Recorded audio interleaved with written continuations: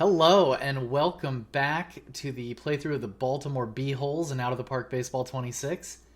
We are in the first day of the off season. We're going into season 2 with a strong team. We nearly went all the way, losing in the American League Championship Series to the Texas Rangers 4-1, having swept both the Red Sox and the Yankees on our way there. Right now our team is content somehow despite having terrible personalities.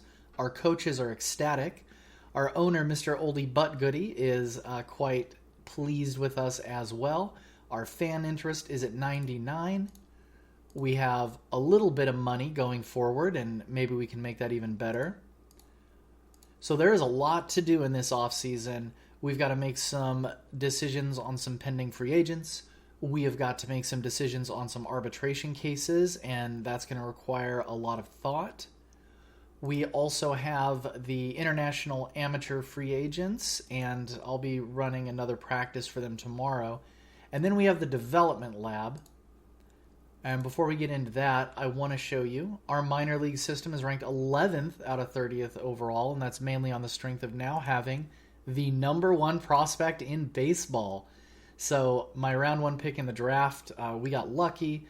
He came up to high A, pitched pretty well. I thought it would be good for his development, and we won that gamble, and everything is looking fantastic. Any player that is in all caps is somebody who has a terrible personality and thus qualifies for my team.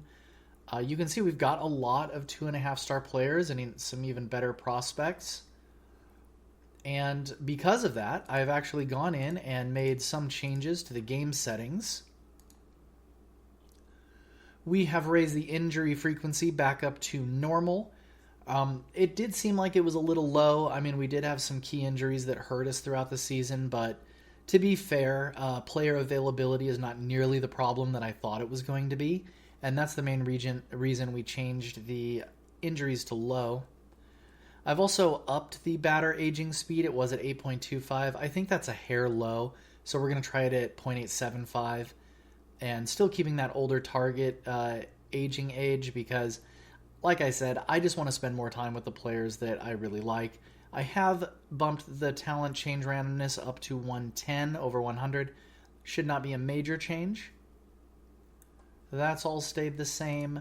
In the AI settings, I have bumped the trade difficulty back up 2 notches from where I was, so 1 notch above default. I thought trading was slightly too easy last year. And then in the player evaluation AI settings, we were doing a 40-30-20-10. Now we're doing a 55-25, 15-5. Marginally, that might make the game slightly more difficult if I understand how that works correctly. And I think we're pretty close to the default there. I don't believe I've made any changes to the rules. We're still disabling the right to refuse a minor league assignment. And we are still not allowing the 10-5 rule, because like I said before, that is a bit of a fun killer, and I don't think it really adds much to the game other than frustration.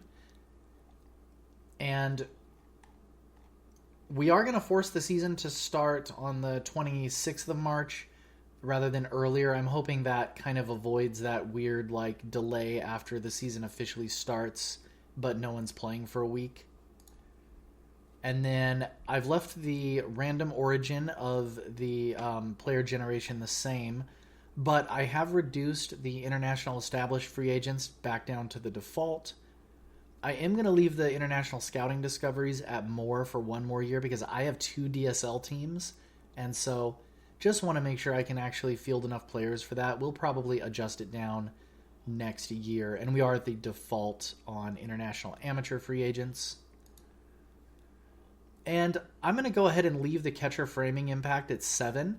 I think that was a good move because I browsed through the framing runs of all of the top catchers and all the not-so-top defensive catchers, and it does seem to be working as I intended. The better defensive catchers are being rewarded for that. And so with those changes, the game's going to get ever so slightly harder, and I feel better about that because this save is a lot more viable. It's a lot more doable of a challenge than I expected it to be. And so as we go forward, I'm going to first jump into the player development, and then we'll get into the real fun stuff.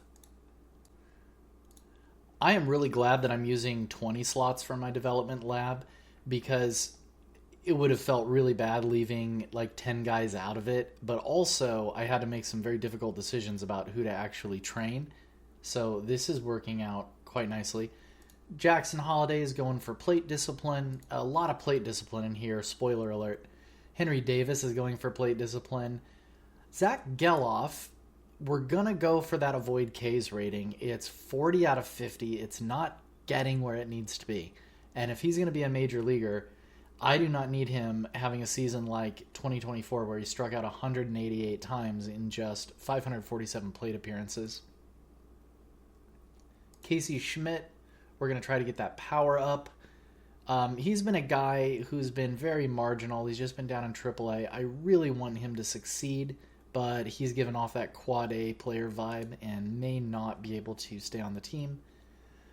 Chandler, Champlain, Ty Madden, Michael Forrett, Gage Wood, they are all going to work on their control. More plate discipline, this time for Braden Jaska.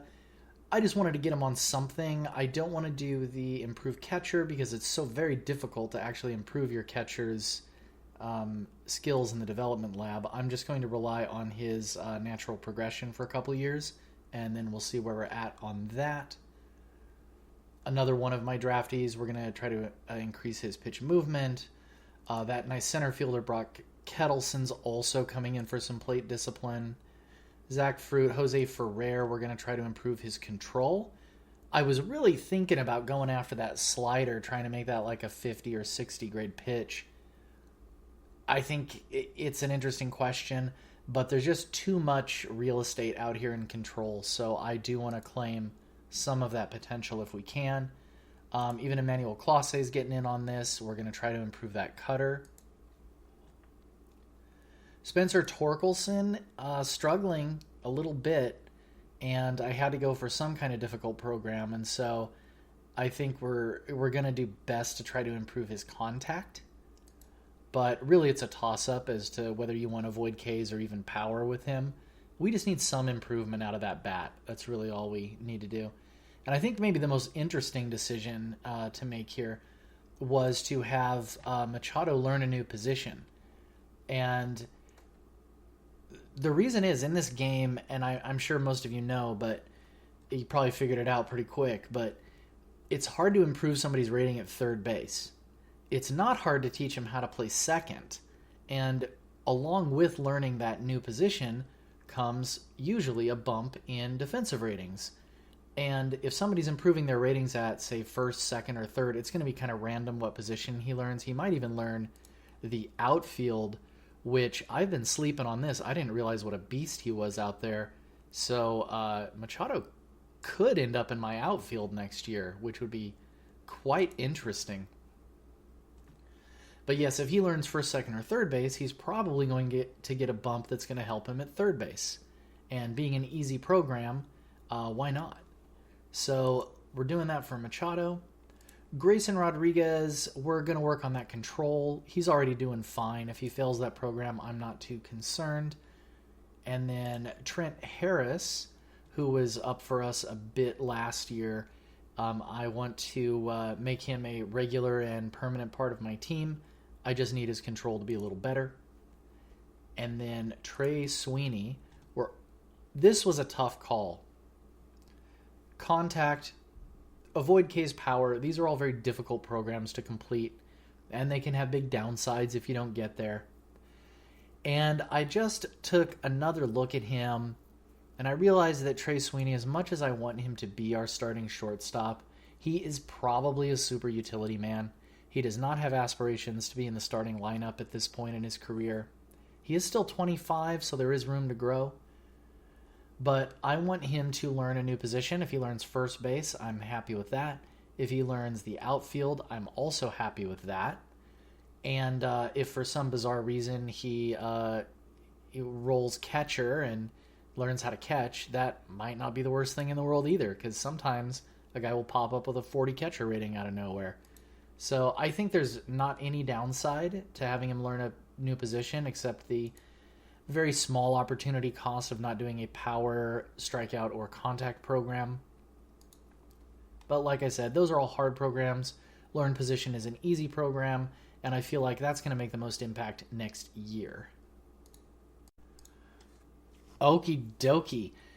Before we start going into the arbitration screen and chopping players off our roster and whatnot, let's take a look at who might replace them. These are the upcoming free agents with qualifying personalities. First name that jumps out at everybody, probably Aroldis Chapman.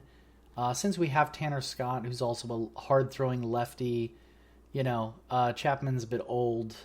That control is really not good. I don't think spending the extra money on another star reliever closer type is going to really give us anything. Zach Gallen's going to be the hardest decision I've ever made in my life. Josh Naylor. Okay. Sometimes Naylor turns out amazing. Sometimes he scrubs out. And sometimes he turns out just like this. Just kind of, meh. Let's get... Okay, we had a September scout on him. That's fine. He lost a step, lost an eye. Yeah, when I look at this, I just think to myself, does he offer me anything that Spencer Torkelson, who's kind of marginal, doesn't already offer me? And the answer is definitely not. Ranger Suarez, this is the interesting guy. I think he's the only real consideration on this page. Being an extreme ground baller, he can get away with that velo. The ratings look fine. This, if you could build a fifth starter, a reasonable fifth starter, it would look a lot like this. That's who you want. Let's check his scouting report. Okay, recent scout.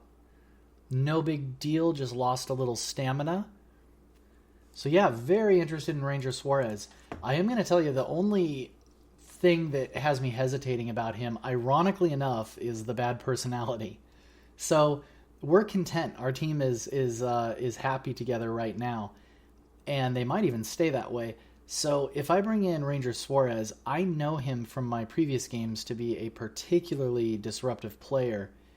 And, the point of this challenge was to deal with players like that. But honestly, if we don't have to, why would we? It is interesting. But I think I might sign Suarez anyway. He's good.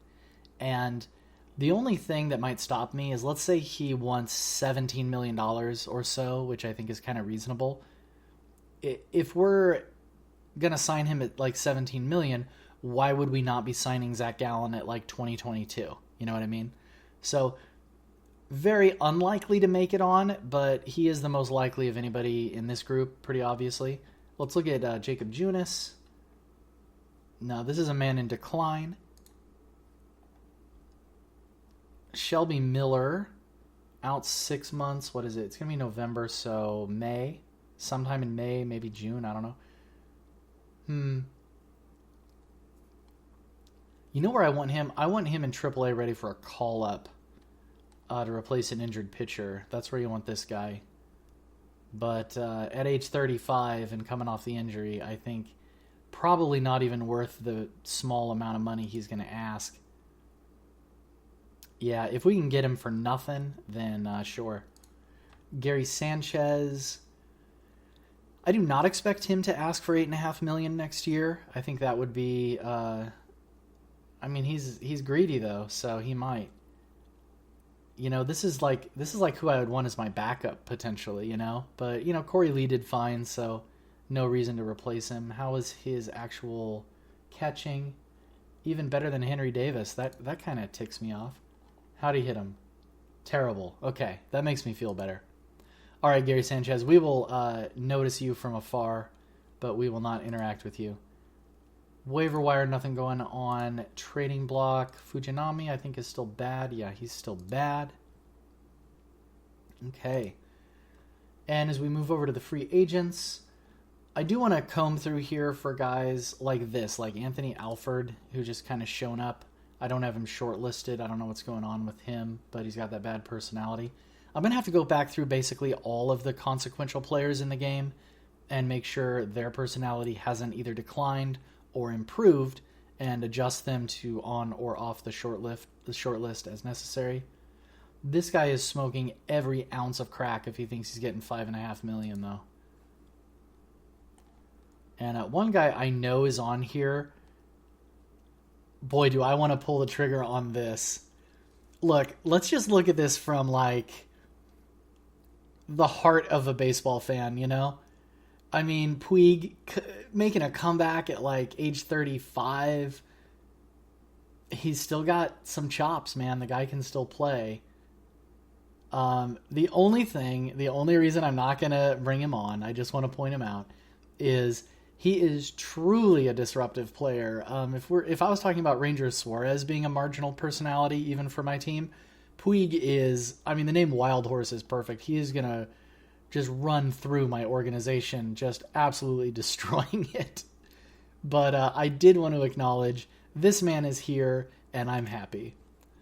Okay, let's go ahead and get into some ARB cases. Decisions. All right, we'll start with the pending free agents. Hechavarria, currently making 2.3. He wants $6 million a year for 2 years. First thing I'm going to do... Oh, he's in a terrible negotiation mood already. Ew, I was hoping I could kind of play around with it. Maybe he's mad I didn't sign him during the regular season? I don't know. Maybe he asked me to and I ignored him. Huh. So that means my first offer to him has got to... It's got to be good enough. It may not have to meet his demand, but...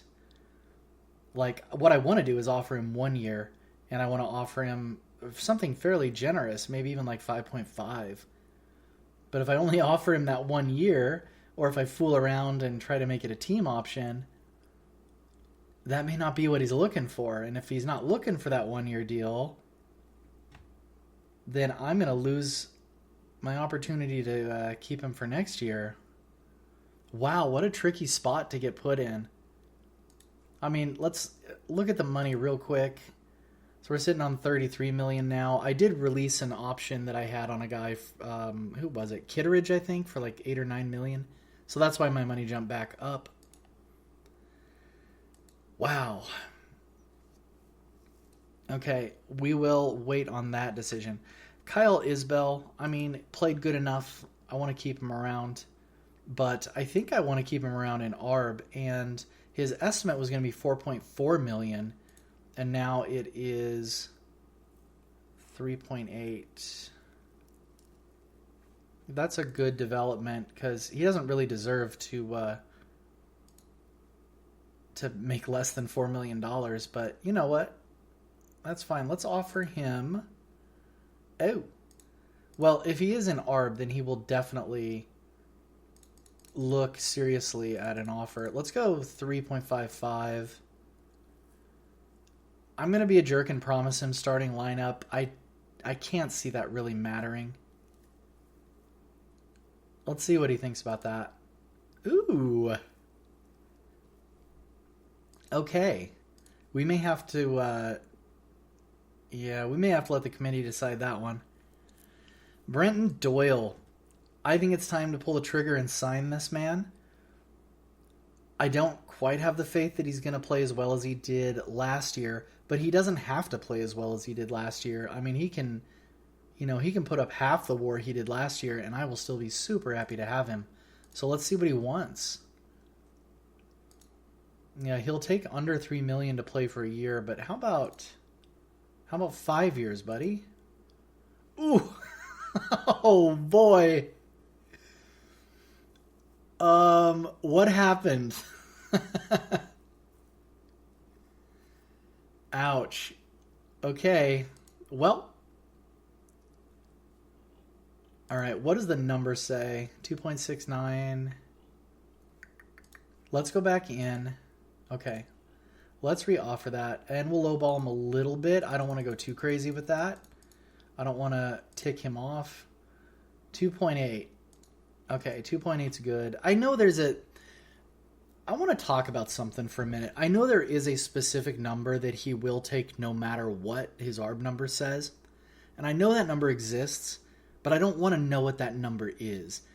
And The reason is it's just a general feeling about the game staying a game, you know? And this is something everybody has to decide for themselves. Like, as you can see, I play the game just a little bit loosey-goosey.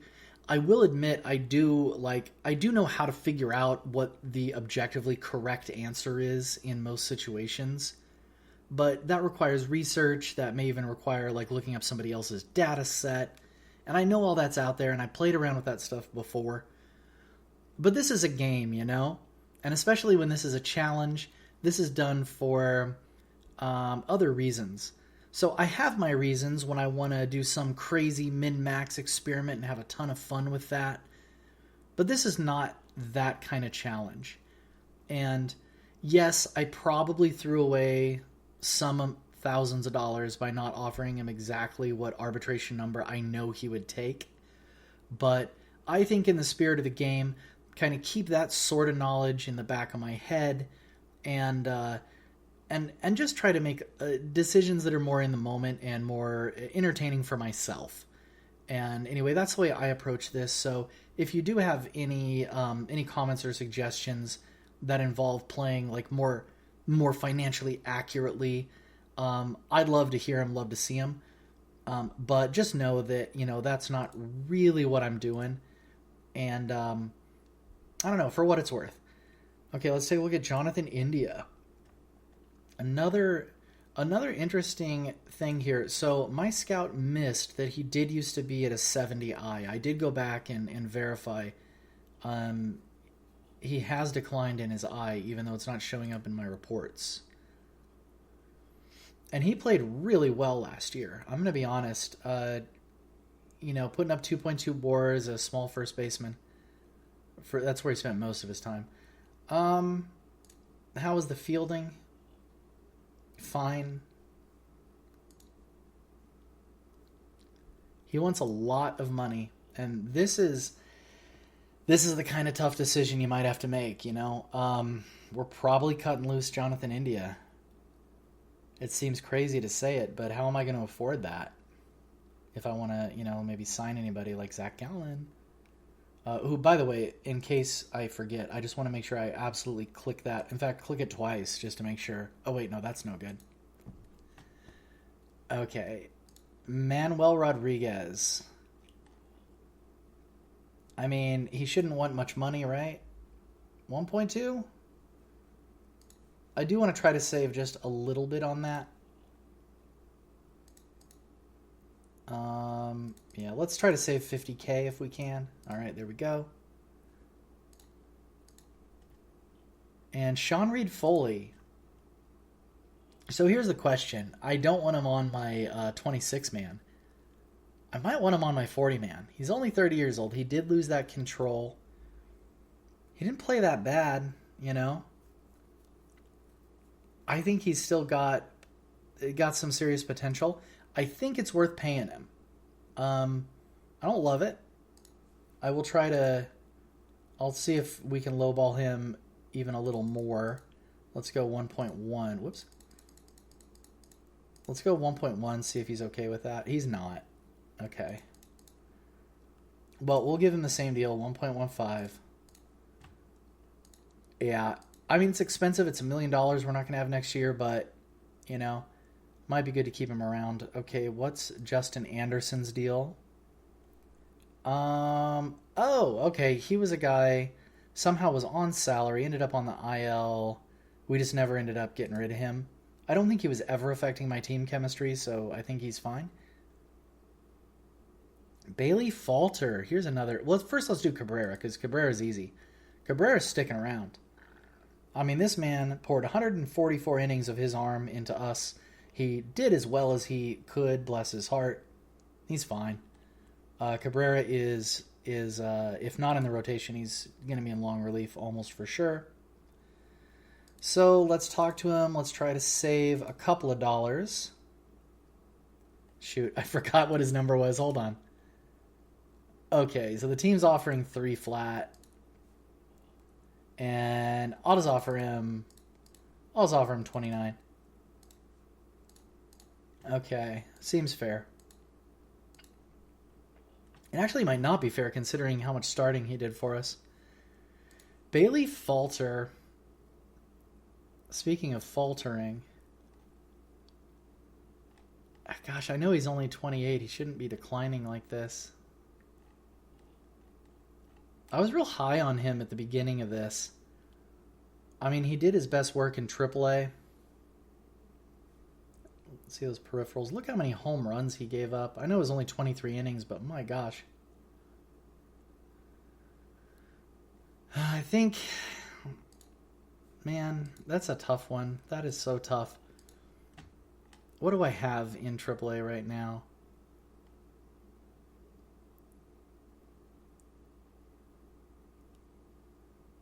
Wait, I thought I got rid of Andrew Kitteridge.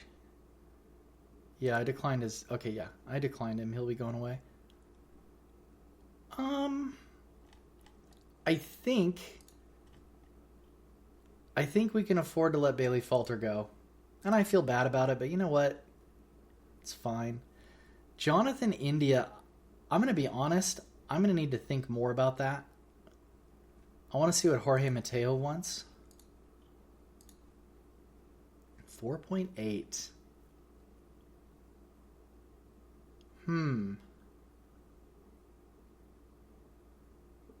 I mean, he's got a good agent too. I'm one of these guys, I'm not super averse to paying a super utility man like $4.5 million. Let me see. I mean, he's all... You know what? I'm not going to mess around because of that negotiation mood. Well, that's pretty unlucky. Hechavarria and Mateo were both being very grumpy, and they're both actually very tough decisions. All right, I'm going to go offline. I'm going to think about that for a minute, see what else I can put together, and I'll be right back. Major development in negotiations. Zach Gallen lopped $5 million off of his demand for the next 2 seasons. He wants 4 years at 17.6. I'm going to offer him 3. Let's cross our fingers. No. Okay. Do we give him an option at 17.6? If we're going to do it, I want to save a little cash. I am happy to pay him 15.5 on that option year if he wants to take it. I'm trying to dissuade him from taking it, obviously.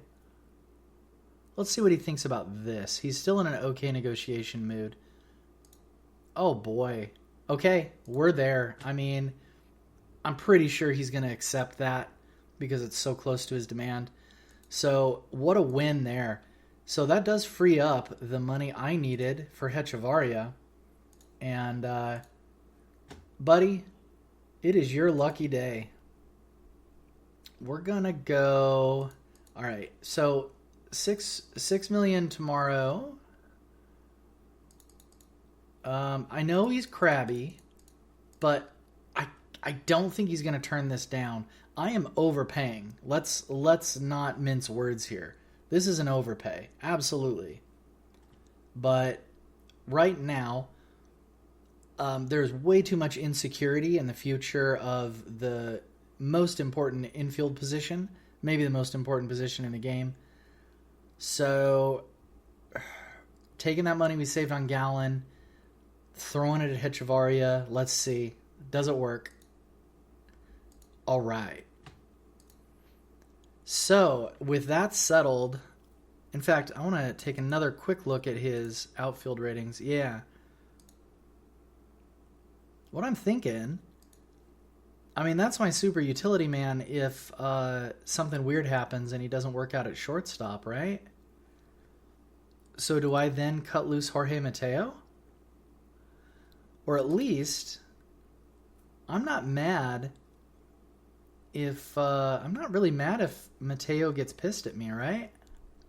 I'm okay with that. So let's offer him... Do I even want to offer him 4.5?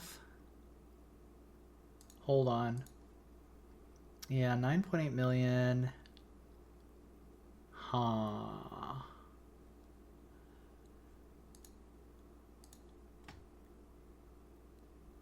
let's decide on Jonathan India first. So, lineups, depth chart.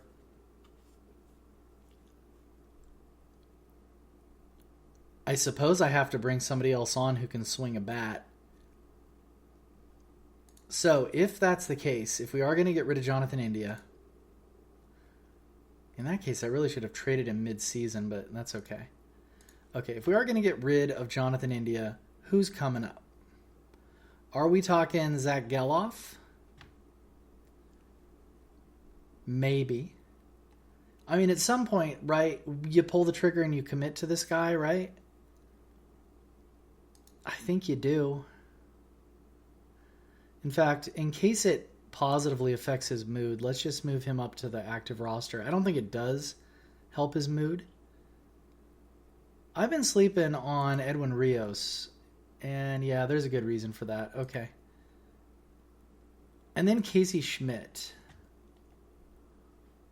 Is he really a bat we can bring up? Not yet. Not really. And that's it. Nobody coming up in Triple A, and nobody going to be ready, like randomly ready out of my draft classes. So I'm going to take a chance, a calculated risk, and the calculation is $9 million. And we're going to say goodbye to Jonathan India. I don't want to just cut him because I want the chance to change my mind on that. Well, yeah, we're going to go ahead and probably cut loose Jorge Mateo and Jonathan India. Gosh, that means I'm committed to Cody Clemens, Trey Sweeney, probably Schmidt as well. But then I start running out of backups. And I just turned my injuries up. I'm only sitting on $9 million. Huh.